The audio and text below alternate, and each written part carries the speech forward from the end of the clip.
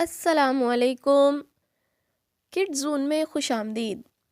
آج ہم حروف تہجی میں سین اور شین لکھنا سیکھیں گے۔ بچوں کو سین اور شین کی پہچان جو ہے وہ کس طرح کروائیں، کس طرح انہیں اس کی شیپ جو ہے وہ ڈرا کرنا سکھائیں۔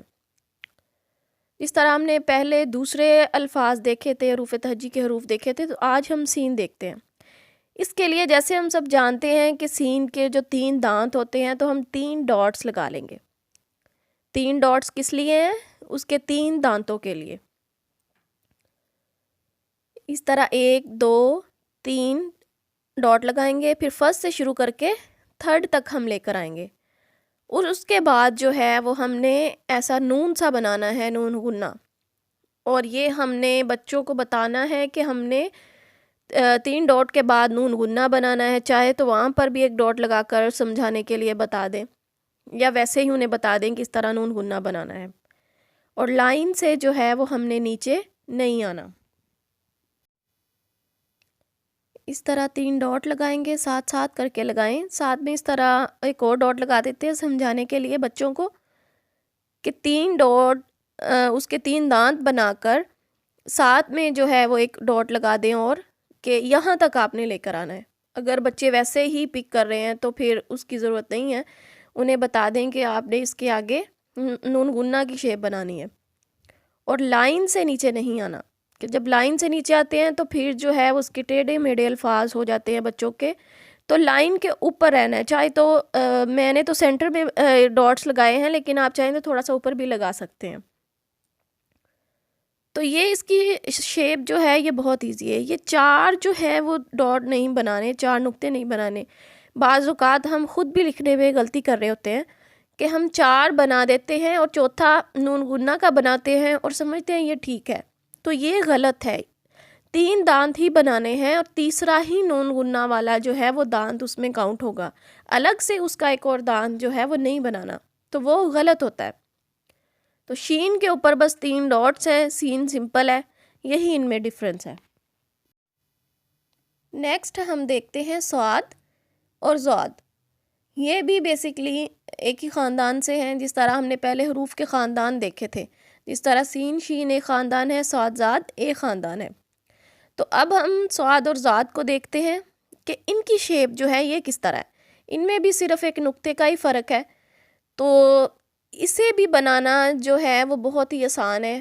صرف ایک گول سی شیپ بنانی ہے ہم نے پہلے، گول سی راؤنڈ والی شیپ، تھوڑی سی بڑی، بالکل میم کی طرح نہیں بنانا اسے، بالکل میم ساتھ میں مل جائے، تھوڑا سا راؤنڈ شیپ دے کے اسے بنانا ہے، اور اس کے بعد وہی سین والا نون غنہ۔ صرف بچوں کو یہ شیپ بنانی سکھا دیں، اس کے بعد انہیں کہیں کہ یہ شیپ بنا کر جو ہے وہ آگے آپ نون غنہ بنا دیں۔ ایک ڈاٹ سے یہ شیپ بنائیں، دوسرے پر نون غنہ بنا دیں، تو یہ بن جائے گا ہمارا صاد۔ یہ میں ایسے لکھ رہی ہوں کہ جیسے بچے لکھتے ہیں، بچوں کو سمجھانے کے لیے، کیونکہ ہم لکھتے ہیں وہ بہت زیادہ ہائی فائی نہیں ہوتے، اس لیے وہ سٹارٹ میں اسی طرح ہی لکھتے ہیں۔ تو ایسے ہم ایک راؤنڈ شیپ بنائیں گے، ڈاٹ سے شروع کر کے ایک ڈاٹ وہاں لگا دیں، ایک نون غنہ کا لگا دیں، کہ یہاں سے آپ شروع کریں، ڈاٹ سے بچوں کو بتائیں، دوسرے نون غنہ پر ختم کر دیں۔ یہ اس طرح نہیں کرنا۔ میم والی شیپ جو بالکل باریک سی ہے ویسی نہیں بنانی، تو وہ پھر بالکل میم لگتی ہے، تھوڑی سی بڑی بنانی ہے راؤنڈ شیپ۔ یہ نون غنہ ہے، یہ نون غنہ بچوں نے بنانا ہے۔ جس طرح سین پہ ہم نے بنایا تھا، سین کے 3 ڈانٹ بنائے تھے، اس کے بعد نون غنہ، اسی طرح صاد کی شیپ بنائیں گے اور بعد میں نون غنہ لگا دیں گے۔ تو یہ جو جب بچے سٹارٹ سے سیکھ کر آ رہے ہوں گے حرف بہ حرف بالکل سیکونس کے ساتھ، تو ان کے لیے یہ آسان ہوتا جائے گا۔ جب سین شین انہوں نے سیکھ لیا تو صاد ضاد بھی ان کے لیے بہت ہی آسان ہو جائے گا۔ صرف ایک انہوں نے شیپ بنانی سیکھ لی راؤنڈ، اس کے بعد نون غنہ آگے لگا دیں گے، جس طرح سین شین میں لگایا تھا۔ تو آپ بچوں کو جو ہے اپنے پاس بٹھا کر جو ہے وہ لکھوائیں۔ ضروری نہیں ہے کہ بچے آپ صرف 1-2 دن لکھوا کر یہ ان سے توقع کر لیں کہ وہ جو ہے وہ جلدی لکھ لیں گے، چاہے ان میں 8 دن لگ جائیں، 10 دن لگ جائیں، پورا مہینہ لگ جائے۔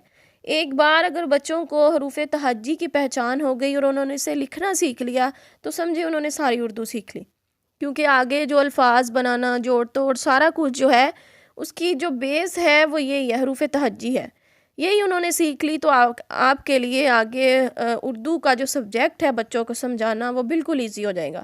تو اپنا جو فوکس ہے وہ حروف تہجی پر ہی رکھیں کہ بچے یہ سیکھ جائیں تو انہوں نے اردو کا سب کچھ سیکھ لیا۔